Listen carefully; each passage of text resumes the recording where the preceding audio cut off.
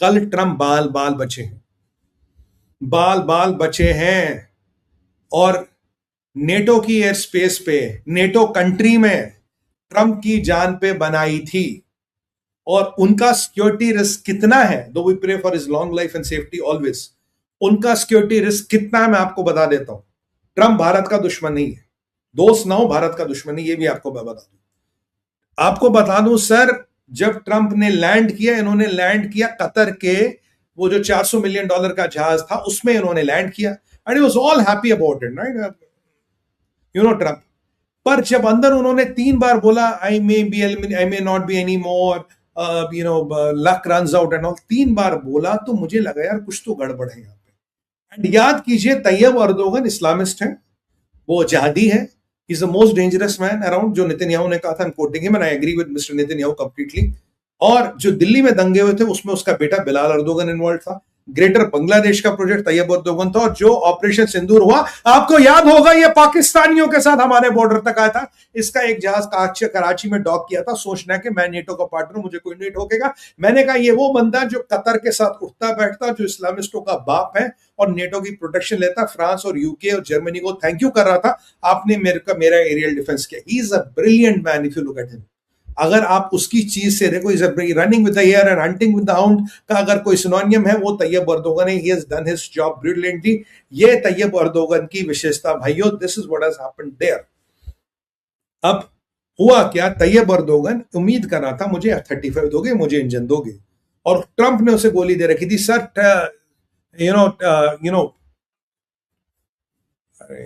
Trump ने उससे बोला था कि मैं आऊंगा नेटो समिट में, आई अनाउंस नेटो के सामने मैं तुम्हें F-35 दूंगा।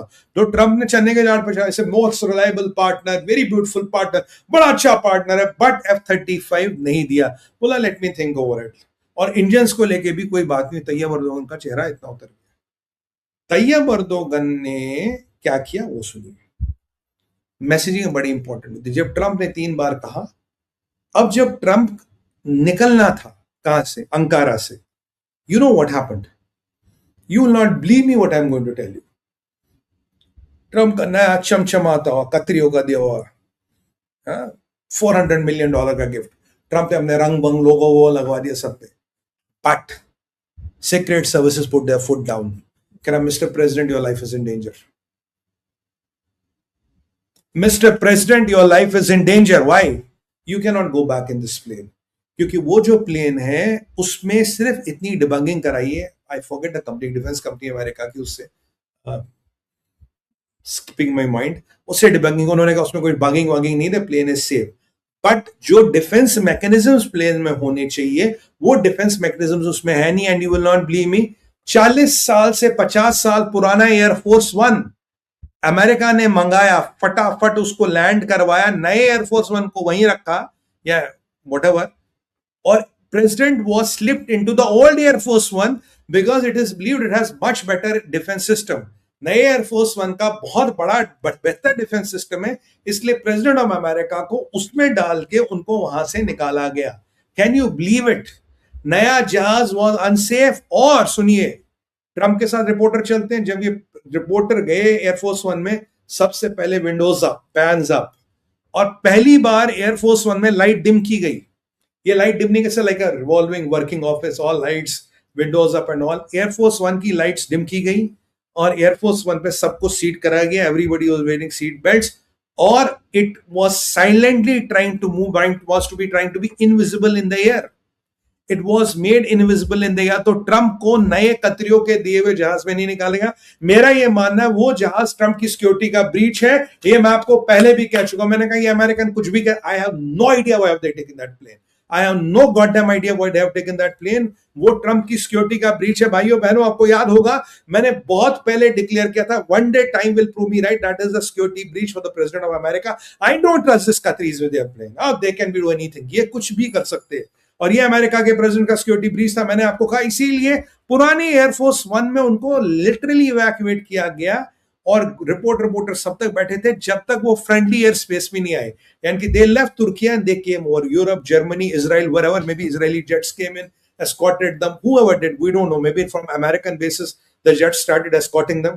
ये कल पहली बार over a NATO summit in a NATO country, over a NATO airspace, American president ka jahaz was possibly a target of possibly Iran or Iran working with somebody else.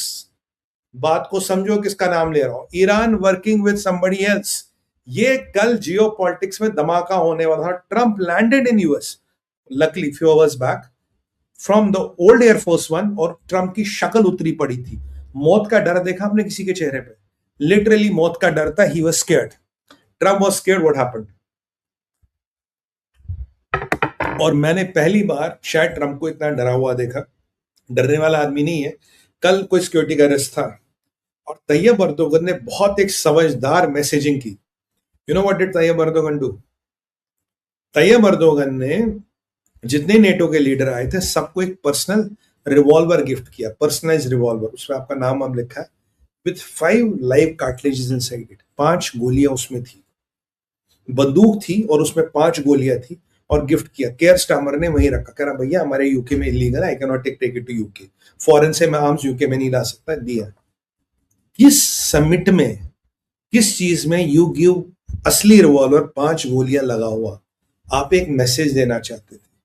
ये अगर आप इस्लामिक टेक्स्ट को पढ़ेंगे, ये धमकी देने का एक तरीका है. पुराने इस्लामिक टेक्स्ट को पढ़िए, एक धमकी देने का तरीका. आप ना वो नंगी तलवार आपको नजराने में दिएगी, उसमें रख के नहीं, दार बिना दार के नहीं, दार लगी हुई तलवार नंगी आपके लिए तोहफा है. It's a double message. तो ये तैयब अर्दोगन ने दिया, and everybody is surprised what the hell happened yesterday. और ये जनरल रूथ, ये वही था जो कह रहा था कि नहीं तुर्किया में हथियार बनाएंगे, तुर्किया में बड़ी अच्छी मैन्युफैक्चरिंग बेस है, ये है वो है. ट्रंप उसकी तारीफ कर रहा था because Trump could smell something in the air. There was something wrong. याद कीजिए जब मोदी जी G20 के समिट के लिए तुर्किया गए थे एक बार, 1,000 people went in advance. SPG was protecting him. Mossad was called in. आपका Russian intelligence was called in, FSS. और आपका MI6 was called in. पहली बार मोदी जी को तुर्किया में 4 लेयर के कवर की जरूरत पड़ी और कहीं नहीं पड़ी. That is Turkiye for you. That is Tayyip Erdogan for you. और ट्रंप का कल मैं ड्रामा समझ रहा था. He wanted to get out of that. और तैयब अर्दोगन ने कहा था आपको यहाँ आना पड़ेगा because still the war is in Lurch. War किसी भी तरफ जा सकता है, वॉर कहीं भी जा सकता है. The war is in lurch, इसलिए ट्रंप हैड टू कम इन. ये नेटो का सिक्योरिटी ब्रीच है. और अगर आज आपको अमेरिका की नब्स पकड़नी है, नब्स, how do I get the pulse of America? Sumit भाई, पल्स ऑफ अमेरिका पकड़नी है तो जेडी वैंस को सुनिए. वैंस को कहा तेरे एमओयू का क्या हुआ भाई? कह रहा मेरा एमओयू तो कैंसिल हो गया. कह रहा मेरे एमओयू का पहला अध्याय, पहला क्लॉज था कि आप शिप्स पे अटैक नहीं करेंगे. अगर आपने शिप्स पे अटैक किया तो कोई एमओयू नहीं है, कोई एग्रीमेंट नहीं है, कोई अंडरस्टैंडिंग नहीं है. बस आपके ईंट का जवाब बुलडोजर से देंगे, जेसीबी. मतलब ईंट का जवाब पत्थर से नहीं देंगे, ईंट का जवाब बुलडोजर से देंगे. Literally we will hit you with enormous force which you have never seen. JD ने पूरी भाषा बदल दी. जेडी का कह रहा कौन सा एमओयू? एमओयू है तेल लेने. कोई एमओयू नहीं है. Will hit them very very hard. फिर ट्रंप का अभी फिर आगे जी डील कर लो, ये फिर आगे डील कर लो. और ये आपका मुल्ला मुनीर और ये कतरी फिर धीरे धीरे कोशिश करे डील हो जाए. कतर के टैंकर की अभी राख, कहते हैं ना चिता की राख नहीं बुझी, अभी इनके टैंकर की राख नहीं बुझी, फिर करे जी डील कर लो, देखो जी ईरान को बचा लो. But Trump has decided one thing कि बॉस अगर ये बच गए तो मैं और मेरा परिवार लॉन्ग टर्म में खटाई में आ जाएंगे. मुझे अगर अपने परिवार को बचाना तो मुझे इनका निस्तारण करना पड़ेगा. ये बिल्कुल क्लियर है मित्रों. There is no doubt and ambiguity around it. So Trump knows what is going to happen. और ट्रंप ये भी समझ गया नेतन्याहू वाज राइट कि हमें लीड लेने दो. नेतन्याहू वाज राइट कि जब तक रेजिम चेंज नहीं होगी कुछ नहीं होगा. सीआईए ने आपको बोला आप ये युद्ध नहीं जीत, आपका एमओयू बेकार है. आपको मोसाद ने बोला, आपको नेतन्याहू ने बोला, आपको दुनिया में हर बुद्धिजीवी ने बोला, आप क्या अपने रिपब्लिकन्स ने बोला sir this MOU is not going to work. But you wanted, JD Vance अपनी पॉलिटिकल एम्पायर बनाना चाहते थे, and you wanted to say Kushner and Jared Kushner and Witkoff are the most ace negotiators of the world, क्योंकि आप पे पाकिस्तानियों के एहसान है. पाकिस्तानियों के कारण आपने $1.25 बिलियन कमाया. You wanted to give them a bit of a leverage, but it turned to be your biggest nightmare. And we hope and pray, Mr. President, your family is always safe. We'll pray for that. But you have to know, a man is known by the company he keeps. You keep these in your company, this is what is going to happen to you. And you were lucky to get out of Turkey safe and sound. Let me tell you that, Mr. President. You are lucky to get out of Turkey safe and sound. Yeah, that man is very dangerous. You can't trust that man by any terms.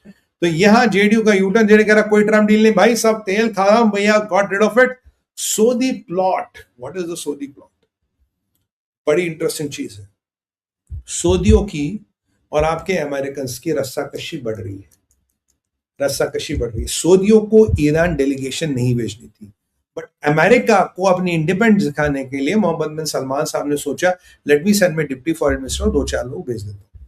Qatar, Bahrain, Kuwait, इन्होंने कोई sorry UAE, Bahrain, Kuwait, इन्होंने कोई delegation नहीं भेजी, भेजने की जरूरत भी नहीं। आई salute them for their diplomacy. इन्होंने भेजी अमेरिका को नीचे दिखाने। और सबसे इंपॉर्टेंट बात, इन्होंने जो अपने केसी 135 थे, इनको इसराइल मूव करा, इसराइल से इन्होंने यूरोप मूव किया। और जो मेरे पास लेटेस्ट डेवलपमेंट है, जितने भी केसी 135 यूरोप मूव कर दिए गए थे, उनको वापस इसराइल लाया गया है। सो इसराइल में उतना ही केसी 135 है जितना युद्ध के टाइम था। सो युद्ध की तैयारी, एक लॉन्ग टर्म कॉन्फ्लिक्ट की तैयारियां हो रही है। सऊदियों ने अमेरिकन से दूरी बनाई, पाकिस्तान की संगत में आ गए, क्या करें। और उन्होंने खमेनी के फ्यूनरल में बंदा भेजा, जो that was not the deal. But literally ये डिसाइड हो गया है कि जो अमेरिकन बेस है सऊदी में, उसको निकाल दिया जाएगा। बट अमेरिकन बेस कल ऐसा नहीं अटैची में बंद करके कल मूव कर लो, it will take time. But American और सऊदीज की पूरी पूरी अब लग गई है, और हालत इतनी खराब है, Saudis have started even to go against Bharat और भारत के इंटरेस्ट। कैसे? मैं आपको एक चीज बताने वाला हूं with proof. Mohammed bin Salman साहब is talking to Tayyip Erdogan. मैंने आपको बोला था, सुन्नी एक्सेस में सऊदी अरबिया को लाने की कोशिश हो रही है, क्योंकि अगर आप सऊदी अरबिया लाए तो आपका पाकिस्तान आ जाएगा, पाकिस्तान को लाओगे सऊदी अरबिया आ जाएगा। और वो ये बात कर रहे हैं कि हम दोनों मिलके ट्रंप पे दबाव बनाते हैं, लारे लप्पे वटेवर वटेवर। देखो, ट्रंप F-35 देगा, ट्रंप F-35 ना, उसने इनमें they have 1x to common in grind, 1x in common to grind. You know what? Mohammed bin Salman को F-35 का लारे लप्पे दिए, नहीं दिया। तैयब अर्दोगन को लारे लप्पे दिए, उसको भी नहीं देगा। ये दोनों जानते हैं मैं F-35 नहीं मिलने वाला। They all know it, swear to God they know it. ये क्या बोलेंगे, बोले ठीक है आपको F-35 नहीं देना, मत दो, आप इंजन मत दोगे, नहीं दो। बट एक आप काम करिए। बोला बोलो साहब क्या है? बोला आप एक काम करिए, आप जो आईमैक कॉरिडोर है जो मोदी जी ने प्रपोज किया था, उस आईमैक कॉरिडोर को आप इजराइल से ना निकालते हुए सीरिया, तुर्की के रास्ते यूरोप ले जाइए। इस पे पूरा पूरा प्रेशर डलने वाला है ट्रंप पे। I don't know can Trump withstand the pressure, but वो भारत के लिए बहुत बुरा होगा।